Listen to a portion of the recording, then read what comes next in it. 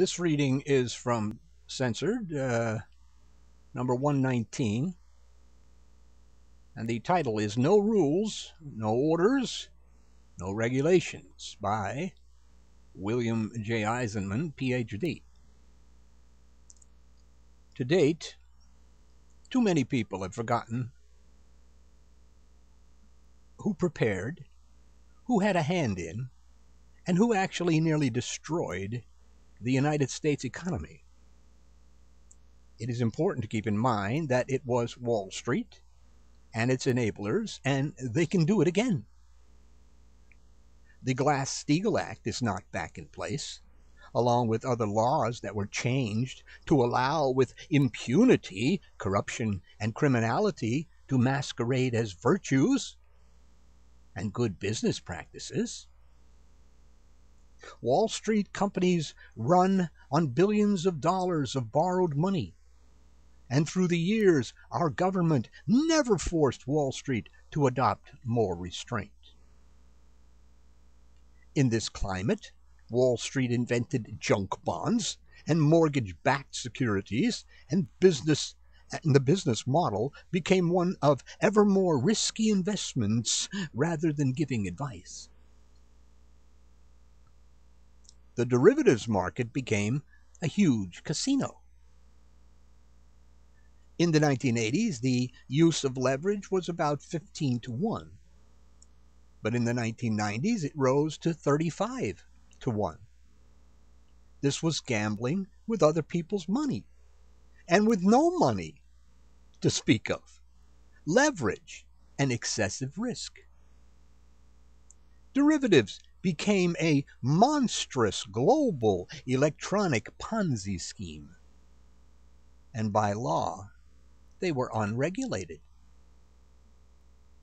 Robert Rubin was instrumental in getting rid of the Glass-Steagall Act. And in 1999, the Republican Congress and Democratic President Bill Clinton brought into being the Gramm-Leach-Bliley Financial Services Modernization Act, which did away with the Glass-Steagall Act. Now, there would be no separation between investment banks and commercial banks. Hey, reader, stop allowing your eyes to glaze over and the overwhelming need to start snoring overtake you. That's how we got into this mess. You were asleep when all this corruption and criminality was put into place. The Glass-Steagall Act was put into place during Franklin D. Roosevelt's term as president to protect bank deposits from investment banks pensioned for taking risks. Under the Gramm-Leach-Bliley Act, banks could act more like Wall Street. By 2005, the credit rating agencies got into the act by handing out AAA ratings like candy. The rating agencies were venal and blind. With the demise of Glass-Steagall, banks had transformed themselves into risky casinos.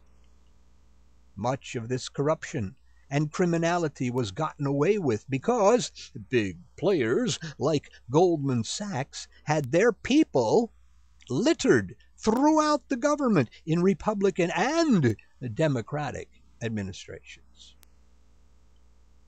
Wall Street destroyed trust. It was forgotten that banking needs oversight.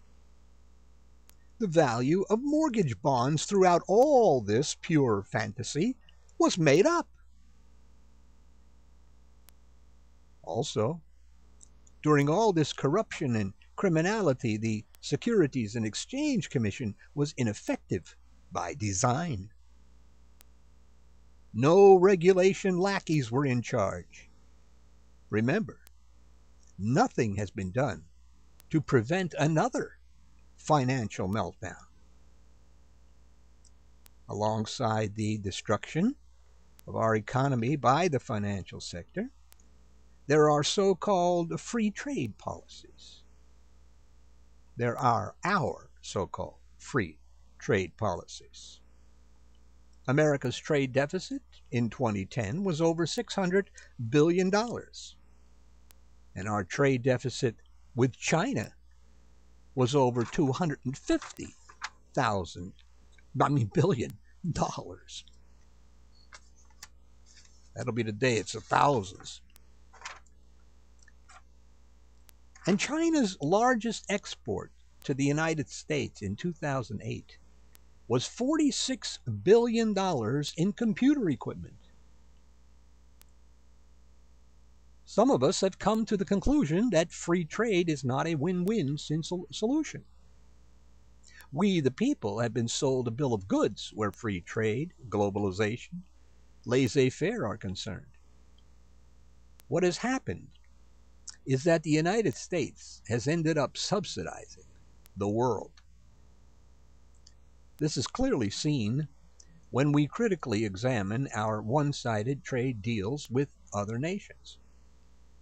Our current economic orthodoxy is a reversal of the doctrine of national economic development that made us the richest country on earth. Today, the United States is falling behind the rest of the world, and it's all a result of a deliberate conspiracy to bring down this country. American workers work 300 hours more than workers in other developed countries. These countries give their workers 2 to 6 weeks vacation time. In the United States, a small group of people have more money than their counterparts in other countries. We pay more for health care at 17% of our GDP, yet the United States is number 50 in life expectation at birth. The United States is number 46 in infant mortality. United States manufacturing as a percentage of GDP in 1980 was 24%. Now it's 10%.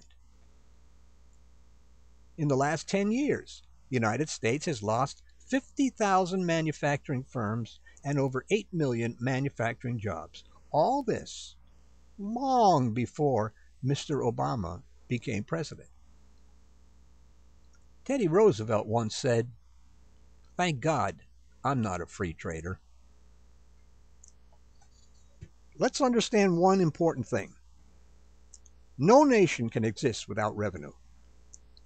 Our first president, George Washington, stood for Buy American.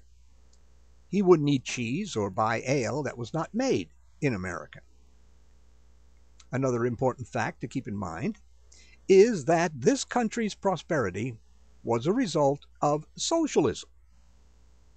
The United States government gave land and loans to the railroads and free land to settlers. Today, the prosperity of America is built on spending. From 1947 through 1973, the United States GDP grew at 3% a year. Incomes doubled. Home ownership grew by 50%. And these gains did not just siphon up to the well-off, 30%. The gains were equally spread. Low-wage earners were included. Manufacturing was king, and 25% of workers were unionized. Between 1968 and 1972, United States trade surpluses disappeared. After World War II, in trade deal after trade deal, the United States overemphasized the geopolitical considerations at the expense of U.S. economic interests. In 1980, the United States was a creditor nation. But by 1985, under President Ronald Reagan, the United States became a debtor nation. In 1993, the U.S. Commodity Futures Trading Commission refused to regulate swaps and derivatives. And in 2000, President Bill Clinton signed the law that exempted derivatives from regulation. Lest we forget, in 1998, the federal budget was in surplus, and something those calling themselves fiscal conservatives had never achieved. By design, in the last 30 years, the bottom 20% of earners were made poorer, and the middle 40% hardly stayed in place. Globalists and free traders who are destroying America from within have this illusion that as countries become rich through free trade, they become more democratic and peace-loving. Our servants in Washington, D.C. are blinded by the laissez-faire free trade gospel. To them, the market is God. This globalization fever has cost the United States $1.5 trillion in the past 10 years. The United States used to be a world leader in technology. Not any longer. Today, the average broadband speed in America is 3.9 megabits per second, while in South Korea, it is 49.5 megabits per second. You can bet this backwardness in the United States is due to a privatization. In keeping with these self-inflicted wounds, keep in mind that the 2008 financial meltdown was a result of no practical oversight by the Federal Reserve, lack of regulation, and no will to correct wrongdoing. Corporations and their lackeys in Washington, D.C. have sold many of us on the idea that our workforce needs retraining and higher education to get and keep good jobs today. Between 1973 and 2005, America's workforce with college degrees doubled, and the dropout rate fell from 29% to 10%. Also, innovation is not the answer, as 80% of engineering tasks in product development can relatively easily be offshored. The recent financial meltdown has pointed up that we have loads of scientists and engineers unemployed. Our huge problem in America is that economic decisions are made by lobbying. It has become abundantly clear that our current trade policies undermine our productive technological base. We are slowly learning that the free market cannot provide jobs in America. The efficient market hypothesis is wrong, and the laissez-faire globalization notion is flawed. Globalization does not work for the United States.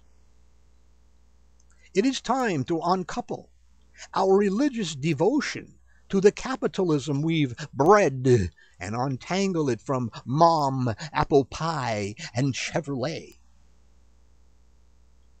As practiced today, capitalism is the devil's economics, a monster that deprives 70% of Americans of upward mobility and the American dream.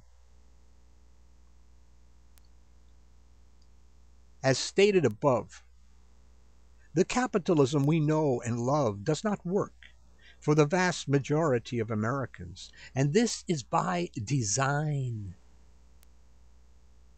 The reason is that the cornerstone of capitalism as we know it is exploitation of the worker. A fatal flaw in the system is that when an employer hires an employee, the employer will never be able to pay the employee what he is truly worth. The employee must always produce for the employer more than the employer pays the employee. So much for fairness. Capitalism favors the capitalist at the expense of the economic system and the nation. This was clearly demonstrated by the 2008 financial meltdown and recession. Deregulation opened the door for abuse. It's time for a change, and tinkering with the system is not enough. Even the Bible speaks clearly about how evil capitalism is. Ecclesiastes 27, verse 2. As a nail sticks fast between the joining of stones, so does sin stick close to buying and selling. There is no denying that as a result of free trade policies supported by the G.W. Bush administration, millions of American jobs have been outsourced, and the United States middle class has been devastated. In 2006, 17% of people and businesses underpaid their federal income taxes that amounted to about $450 billion. For the last 32 years, those who have the ability, the obligation, and the money to pay their fair share of taxes have been given a holiday. This obscene and immoral tax holiday has resulted in a loss of revenue that has increased the tax burden on others and has given rise to a dangerous income inequality situation.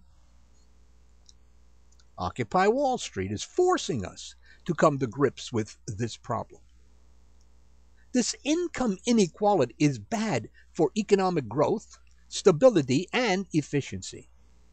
Oh, and inefficiency. Income inequality stifles demand and slows the economy and prevents job creation. This inequality is a distortion, an artificially created distortion by an excessive financial sector, monopolies, giving oil companies and mining companies resources and discounts. All these procedures merely siphon wealth upward, exacerbating the problem. It is too easy for us to forget how we got here. This road to ruin was paved by President Ronald Reagan, George Bush #1, Bill Clinton, and G.W. Bush #2. The 2 years begun under G.W. Bush, his tax cut for the rich. The 2 wars begun under George W. Bush, his tax cut for the rich, Medicare Part D have all robbed the United States of its prosperity. The wars, along with the war on drugs, have pointed up many flaws in our military strategy and tactics. It has also become clear that our representatives, our servants in Washington, D.C., lack vision. Greed has also been allowed to run wild in the last decade. The income of the 1% rose by 18%, while that of the middle class declined. Today, about 46.2 million people, including 22% of our children, are living below the poverty line of $22,350 for a family of 4. A median family today is doing worse than in the late 1990s. What the hell does it take to cut through the Republican conservative propaganda that protects and rewards the bad guys? When does welfare for the rich become a dirty word? Large corporations are multinationals and owe allegiance to no one country.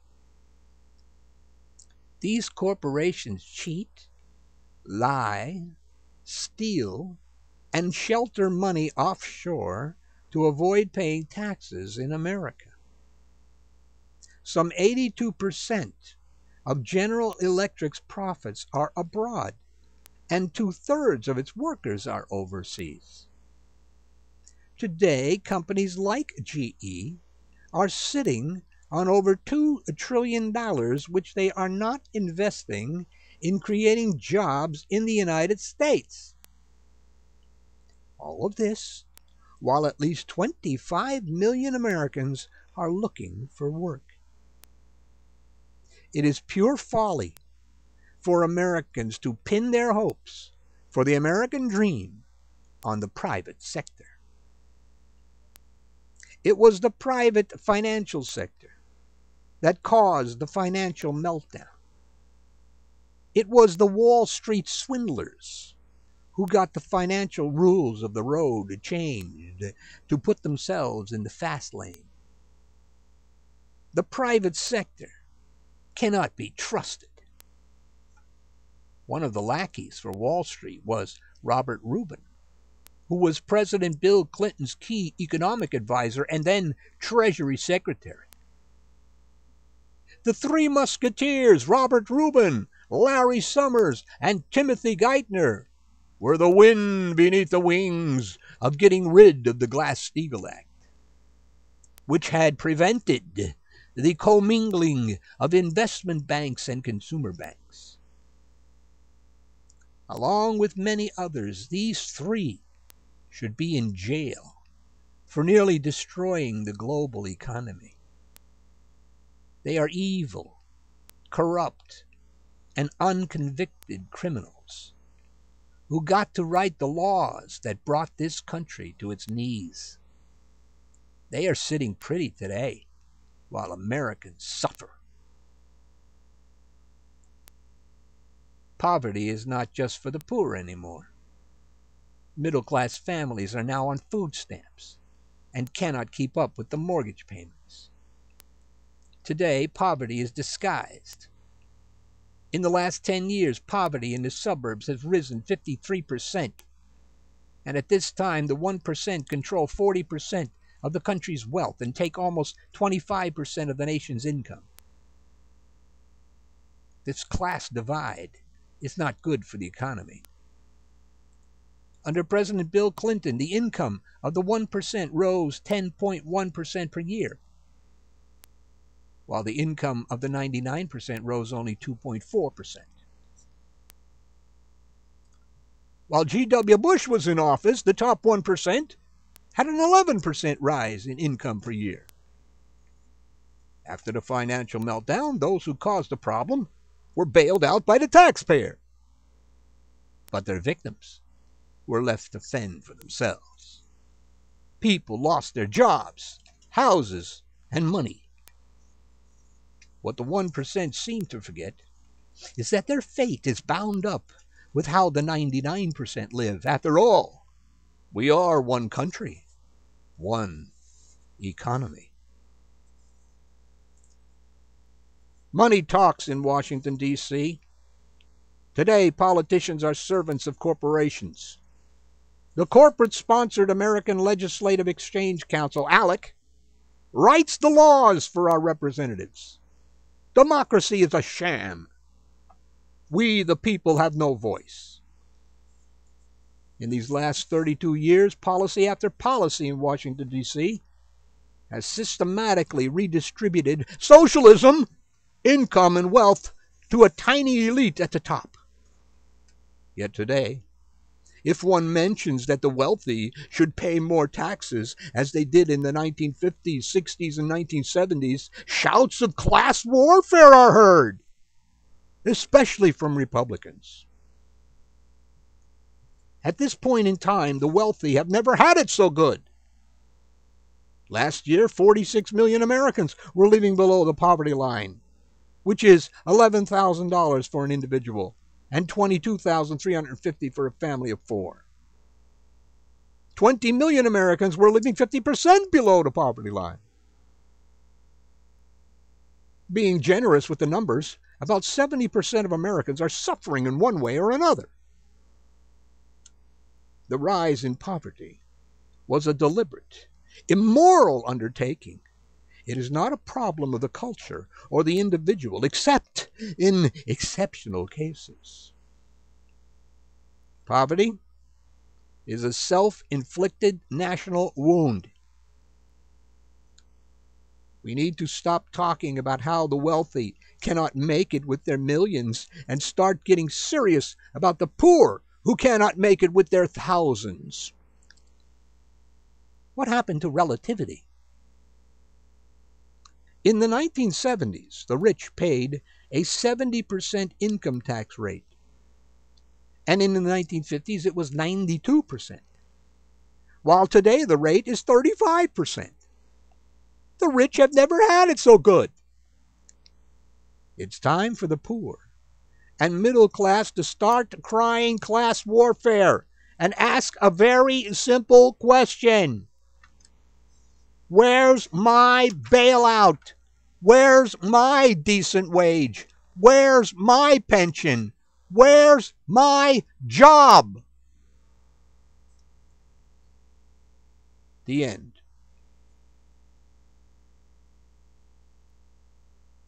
Hi, this is William Morrow. Are you one of those people who join a health club, and after they have your big, overpriced annual membership, you notice that you're on your own with little or no results even after all the promises? Then the website Personal Trainer is for you. Thank you very much, William H. Morrow III. So you lost another argument with a conservative, right-wing Republican.